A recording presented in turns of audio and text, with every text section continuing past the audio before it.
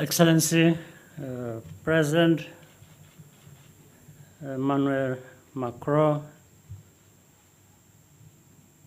distinguished members of the delegation, ladies and gentlemen, first, I want to welcome you, Mr. President, my friend, and your delegation to Rwanda.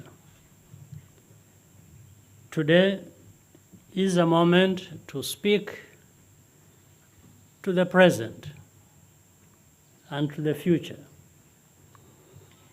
while reflecting on the past that brought us here. Mr. President, the President has just made an important statement at the Kigali Genocide Memorial. This was a powerful speech with special meaning for what is taking place now and which will resonate well beyond Rwanda. His words were something more valuable than an apology.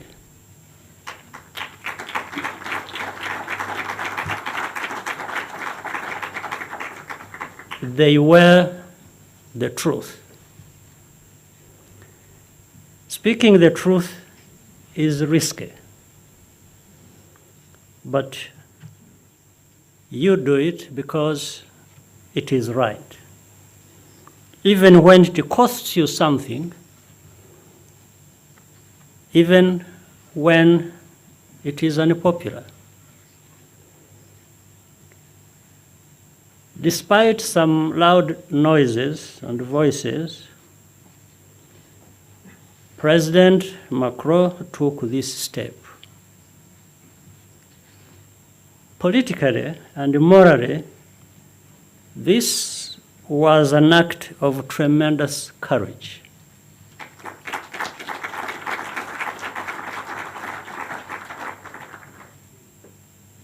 These risks paid off because there was good faith on both sides. It was important not to rush the process. The facts had to be properly established. Our respective societies also needed the chance to debate and deliberate. One step led to another. And that is how we got to this point, which is itself another step and a major one. In Rwanda and France, so many individuals who are too numerous to name have kept asking questions year after year, demanding clarity. They come from civil society, academia, and journalism. Some are simply concerned citizens. We would not be here today without their tireless efforts, and I wish to record our profound thanks and appreciation.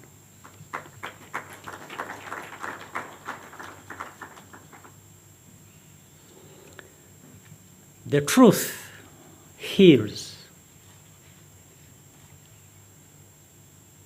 This is the principle upon which Rwanda's entire project of national unity and reconciliation is based. That has been our experience as Rwandans. There is no shortcut. Our conviction from the beginning was that the process of reckoning with the role of France had to follow the same logic. And in any case, we knew it could not be harder than reconciling with ourselves. No grain of truth has been sacrificed, but the weight of responsibility has been put back where it belongs, with those who made the decisions. Whether or not there are trials, justice is also rendered by the court of history, and the work of historical documentation must continue jointly. This quest for truth has occurred in the context of the complexity of the challenges that Rwanda has faced over the last 27 years. Rwanda could easily have remained a failed state. Some may even have felt vindicated by that. Others actually worked to make sure that Rwanda failed. But we worked together as a nation to design solutions for our unique challenges. And indeed, on every dimension, including human rights, the Rwanda of today is objectively a nation transformed for the better.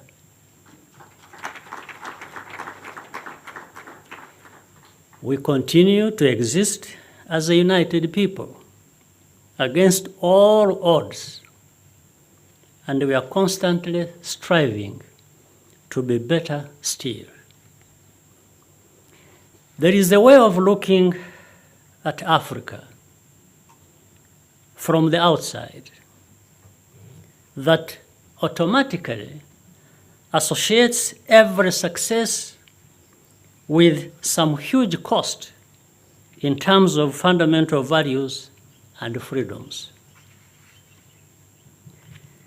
This is not to say that Africa has no bad actors.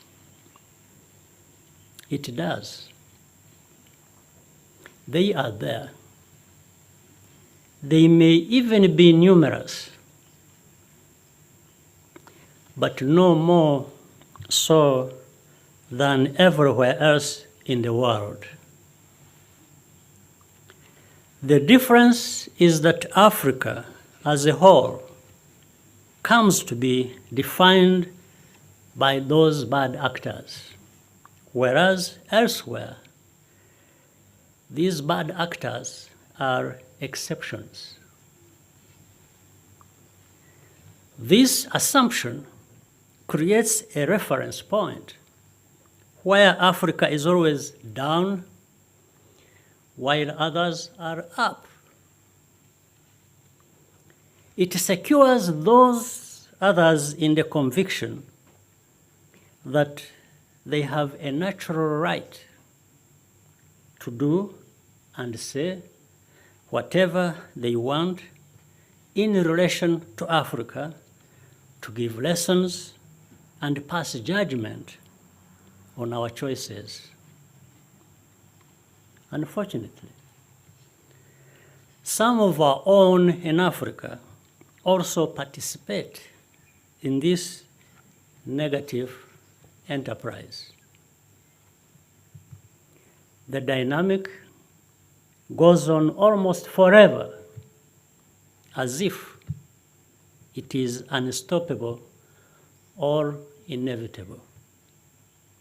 but it is not. You stop it by doing what you believe is right, and which, in the end, may indeed prove to be right. The veneer of moral superiority is very thin once you start to scrape at it. Beneath it hides racism, a denial of the intrinsic and equal worth of every human being. It was racism that made a foreseeable genocide in Africa seem tolerable. Racism and ideology and genocide ideology exist on the same continuum. They are forms of dehumanization, and they pose a growing threat to society in every continent. Our civilized world must come together to fight racism and genocide ideology in a concerted and consistent fashion.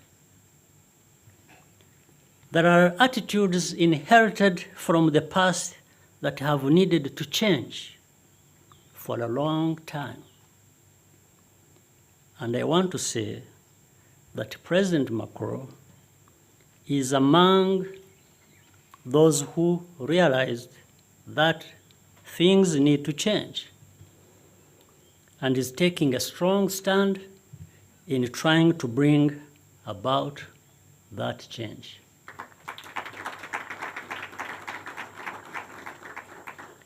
It's not about speaking on Africa's behalf, but rather ensuring that the voices of Rwandans and Africans can join together with the rest of the world in a pursuit of common objectives, irrespective of where we come from. President Macron is someone who listens, and he is committed to supporting Africa based on what Africa itself has chosen. This is different. It is better, and it can last. Fundamentally, this visit is about the future, not the past. France and Rwanda are going to relate much better to the benefit of both our peoples, economically, politically, and in terms of culture. But the relationship between our two countries will never be entirely conventional. There is a special familiarity resulting from the complex and terrible history we share, for better or for worse. We have chosen to make it for the better. We wish to form a strong and sustainable relationship based on priorities that matter to both Rwanda and France. This includes many of the items discussed in our bilateral meeting today, such as investment, digitalization, gender equality, climate change, cultural exchange, and support for entrepreneurship, small, medium businesses, startups, and especially youth empowerment. Rwanda shall be a strong partner in all of these areas. Mr. President, I once again thank you and your delegation for being with us here today.